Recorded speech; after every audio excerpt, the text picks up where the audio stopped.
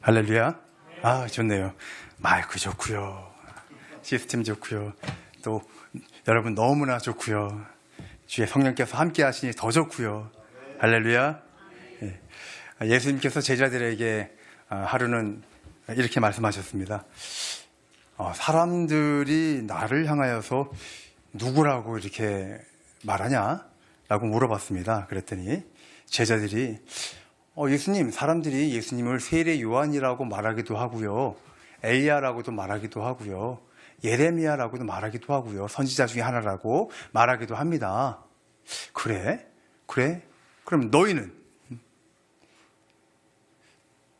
내가 누구라고 생각하느냐? 라고 했을 때 성격이 급한 우리 베드로가 말을 합니다.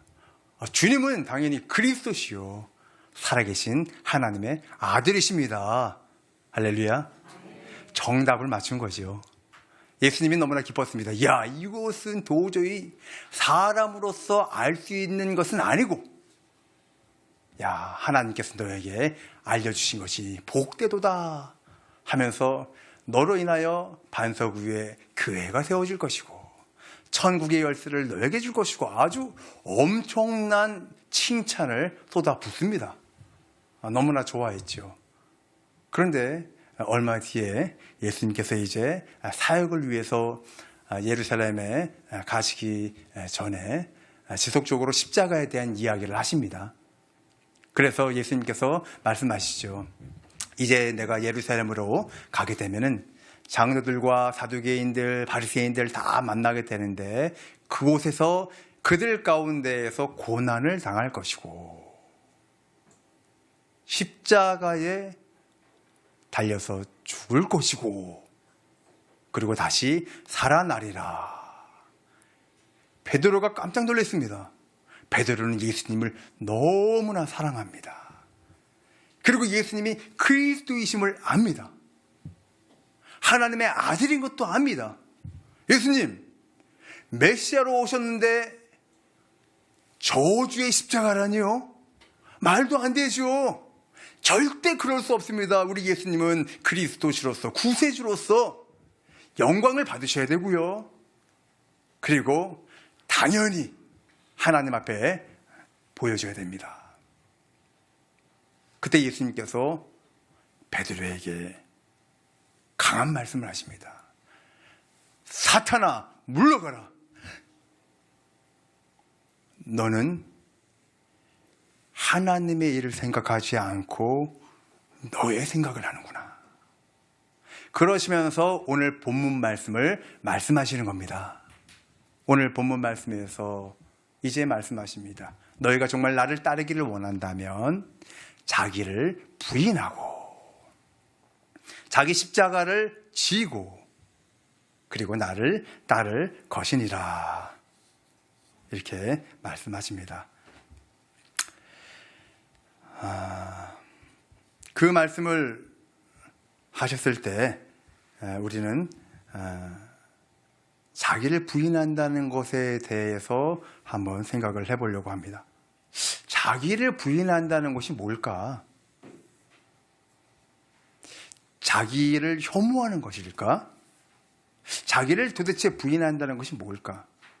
분명히 예수님을 따라서 십자가를 지고 자기 십자가를 지고 예수님을 따라가는 이 십자가 동행은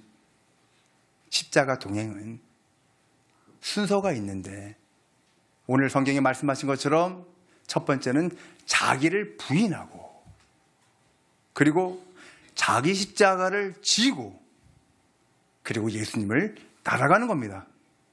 이것이 십자가 동행입니다. 그러면 자기를 부인하고 자기 십자가를 진다는 것, 그것이 무엇인가라는 것을 오늘 함께 이야기를 나누고자 합니다. 자기를 부인한다는 것, 이것은 자기를 미워하는 것이 아닙니다. 많은 성도들이 오해를 할 때가 있습니다. 나를 부인하는 거니까 나를 미워해야 되나? 나를 좀 낮춰서 살아가야 되나? 나를 생각하지 말아야 되나? 오해입니다. 왜? 하나님은 자기를 사랑하라고 말씀하셨습니다. 하나님은 우리가 하나님 앞에 사랑받기를 원하고요. 그 사랑이 우리 가운데 넘치기를 바라십니다. 또한 자기를 부인하는 것이 자신을 없애는 겁니까? 그러면은 내가 가지고 있는 능력이나 내가 가지고 있는 지혜나 내가 가지고 있는 많은 것들이 있는데 그것들을 사용하지 말라는 얘기입니까? 그렇지 않죠. 달란트 비유를 통해서 우리는 알 수 있습니다. 하나님이 우리에게 주신 지혜도 있습니다. 지식도 하나님이 주신 겁니다. 하나님이 각각의 재주를 주셨습니다. 부살렐에게 손에 재주를 준 것처럼 우리 가운데 지혜를 주셨고 또 손과 발의 능력을 주셨고 언어의 은사를 주셨고 모든 사람에게 각종 각양의 은사들을 다 주셨습니다. 하나님이 주신 것입니다. 우리는 이 달란트를 땅에 묻어놓아서는 안 됩니다. 마음껏 활용하셔야 됩니다. 이 땅에 살아가면서 하나님이 주신 그 능력과 지혜와 모든 것을 활용하셔서 하나님의 영광을 나타내야 되겠죠. 그래서 내 자신을 없애거나 능력을 땅에 묻어놓거나 지혜를 땅에 묻어놓거나 여러분들의 은사들을 다 가둬놓는 것이 아니라 이 세상에 살아가는 동안 하나님이 주신 모든 것을 다하여 최선을 다하고 능력을 발휘하시고 멋지게 살아가시면 됩니다. 그런데 하나님이 자기를 부인하려잖아요. 겸손해야 되고 더 낮아져야 되고 표현하면 안 될 것 같고 남들보다 잘나면 안 될 것 같고 도대체 자기 부인이 뭐길래 나 주님을 따라가려면 모든 것을 다 묻어놔야 되는 거 아닙니까? 이런 오해를 할 경우가 있습니다. 그런데 자기 부인은 무엇이냐 하면은 하나님은 내가 존재하는 그것을 원하시는데 내 인생에 내 마음에 보좌가 있습니다. 내 마음에 보좌가 있고 내 인생에 보좌가 있는데 그곳에 내가 있는 것이 아니라 내가 그 보좌에서 내려오는 것을 이야기하는 겁니다. 내 인생의 자리에 내 마음의 보좌에 내가 내려오고 하나님을 그 보좌에 모시는 것, 이것이 나를 부인하는 겁니다. 그러니 내 인생 가운데 있는 내 마음 가운데 있는 그 보좌에 우리 하나님을 모시고 우리 예수님을 모시고 그리고 여러분들은 마음껏 능력을 발휘하시고 지식을 발휘하시고 달란트를 활용하시며 이 세상에서 마음껏 살아가시면 됩니다. 마음껏 주님의 은혜 가운데 살아가십시오. 그래서 주님과 동행하는 사람은 진리가 너희를 자유케 하리니 자유함을 얻는 겁니다. 왜 그리스도인들이 자유한데 억압되어 있고 그리스도인들이 자유한데 눌려 있고 그리스도인들이 자유한데 이 세상에서 마음껏 활개를 못 피는 겁니까? 그렇지 않습니다. 주님과 동행하는 사람은 자유합니다. 십자가의 동행은 주님과 함께 그 길을 걸어가는 것이고 십자가의 동행은 주님과 함께 멍에를 매는 겁니다. 그러니 나를 부인한다는 것을 오해하지 마시고 모든 활동을 마음껏 하시되 그 보좌를 우리 하나님께 올려드리면 됩니다. 그러시면은 그것이 바로 자기 부인입니다. 나를 부인하고 하나님을 따라가는 것이요. 그런데 우리 현대 성도들이 부인해야 될 이 현대 가운데 4가지가 있습니다. 구체적으로 나를 부인한다는 것이 무엇인가 라고 했을 때 첫 번째는 자기 중심성을 부인하라. 자기 중심성을 부인하는 겁니다. 이게 뭐냐? 간단하게 설명을 하자면은 내가 이 일을 할 때 판단할 때 내가 행복한 일인가 행복하지 않은 일인가 나에게 손해가 되는가 나에게 유익이 되는가 이것을 가지고 판단하는 것이 아니라 내 중심에 내 보좌에 하나님이 계시니 이것이 하나님이 기쁘신 일일까 하나님이 기뻐하지 않는 일일까 내 판단의 기준이 내 행복과 내 손해와 내 유익이 아니라 하나님이 기뻐하실까 이것이 나를 부인하는 첫 번째 방법입니다. 두 번째 나를 부인하는 것은 자기 확신을 부인하는 겁니다. 자기 확신을 부인한다는 것은 뭐냐 하면은 우리는 살아가면서 계획을 세우고 목표를 세우고 결단을 하고 신념을 가지고 살아갑니다. 예수님을 사랑했던 베드로가 예수님께서 십자가를 지신다니, 그리고 모두가 다 떠날 것이다 라고 이야기했을 때 베드로는 확실히 얘기합니다. 예수님, 모든 사람이 다 떠나도 저는 결단코 떠나지 않습니다. 그때 당시에 베드로는 정말로 큰 확신이었을 겁니다. 그 말은 진심이었습니다. 하지만 인간은 연약합니다. 하나님의 은혜 없이는 살아갈 수가 없습니다. 우리 또한 이 땅을 살아가면서 결심합니다. 목표도 세웁니다. 계획도 세웁니다. 하지만 우리는 마지막에 하나님의 은혜를 믿습니다. 이 모든 것이 하나님의 은혜가 있어야 됩니다 라고 우리는 고백을 합니다. 홍대의 계획이 잘못된 길로 조금 어긋날 수도 있습니다. 내 목표가 조금 달라질 수도 있습니다. 그래도 우리는 하나님을 신뢰합니다. 이 모든 것이 합력하여 선을 이룰 것을 믿습니다. 그래서 내 확신과 내 계획과 내 목표가 있지만 우리는 날마다 하나님의 은혜를 의지합니다. 왜? 인간은 주님 앞에서 연약함을 스스로 고백하는 겁니다. 그래서 자기 확신을 부인하라, 이 말은 결심하지 말라는 얘기가 아닙니다. 계획을 세우지 말라는 얘기가 아닙니다. 모든 계획을 세울지라도 경영하시는 분은 하나님이시니 하나님을 인정하고 주님의 은혜를 살피라는 말씀입니다. 세 번째, 자기를 부인하는 것은 자기 욕망을 부인하는 겁니다. 내 욕망을 부인하는 것이 뭔데요? 예수님의 기도, 겟세마네 기도에서 우리는 알 수가 있습니다. 예수님께서는 십자가에 달리시기 전에 겟세마네 기도에 올라가서, 겟세마네 동산에 올라가서 기도하십니다. 정말로 하나님, 아버지, 이 잔이 제게서 지나갔으면 좋겠습니다. 두 번째 또 가서 기도하십니다. 저는 이 잔이 지나가기를 원합니다. 하지만 내 원대로 마시고 아버지의 원대로 하옵소서. 자기 욕망을 부인한다는 것은 내 뜻보다 아버지의 뜻대로 되어지길 원합니다. 이러한 고백입니다. 인간의 욕망은 끝이 없습니다. 언제까지 사라지지 않습니까? 주님을 만나는 날까지 사라지기 힘듭니다. 하지만 우리는 주님처럼 기도할 수 있습니다. 하나님, 모든 일이, 모든 계획이, 저는 이것을 원합니다. 하지만 아버지께서 원하신다면 기꺼이 제 것을 포기할 수 있습니다.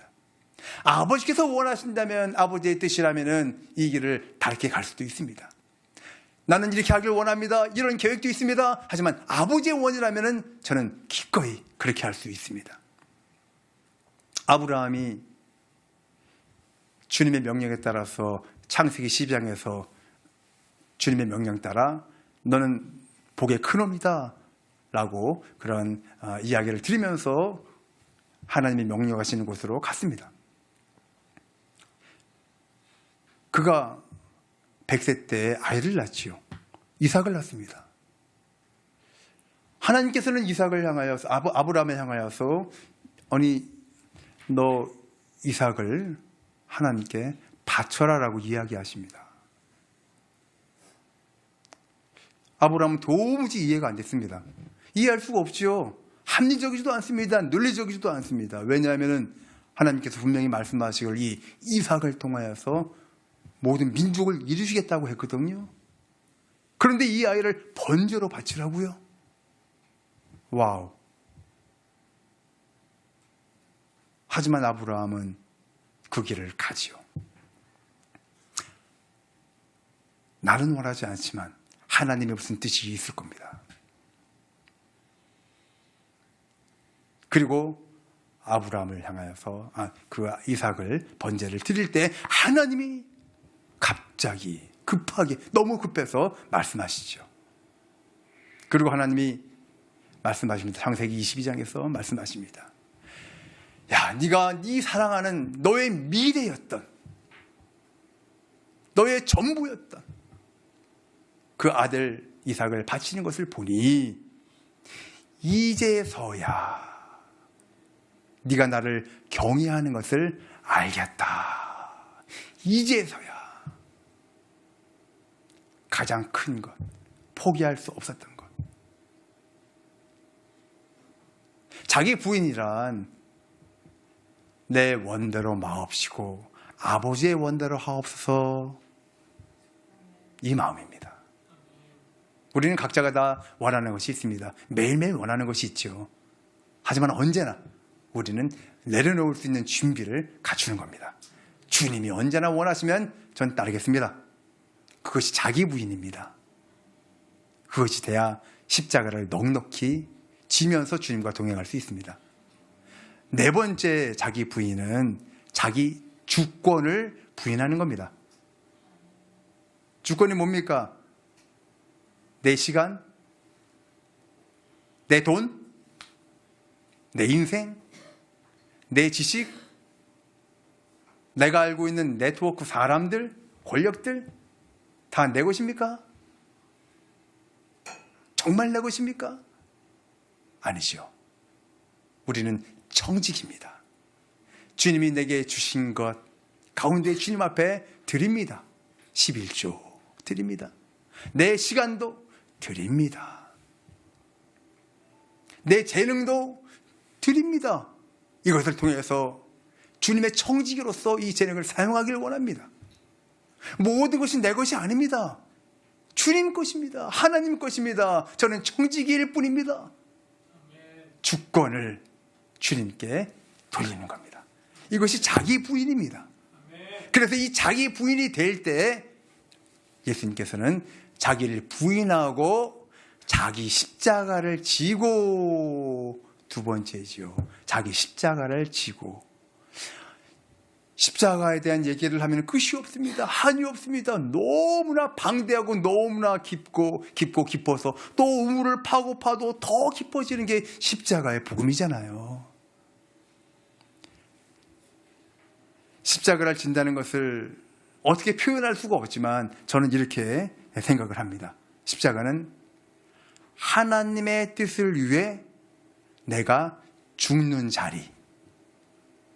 예수님께서 하나님의 뜻을 위해서 죽으셨던 그 자리처럼 가정에서 자녀들과 부부 가운데 다툼이 있지만, 마음이 안 맞을 때가 있지만, 내가 하나님의 뜻을 위해서, 가정의 평화를 위해서, 복음을 위해서 죽는 자리, 이게 십자가를 지는 거다. 어떤 공동체에서 그런 일이 있으면은 주님의 뜻을 위해서 내가 죽는 자리가 십자가다. 교회에서 섬기는 일이 많이 있고 힘들지만 그래도 내가 기쁨으로 섬긴다면 그 자리가 십자가다. 시간들이 많이 있습니다. 놀러 가야 될 시간이 모자릅니다. 일하다가 겨우 하루 쉬는 겁니다. 하지만 예배 자리에 나온다면 그게 십자가다.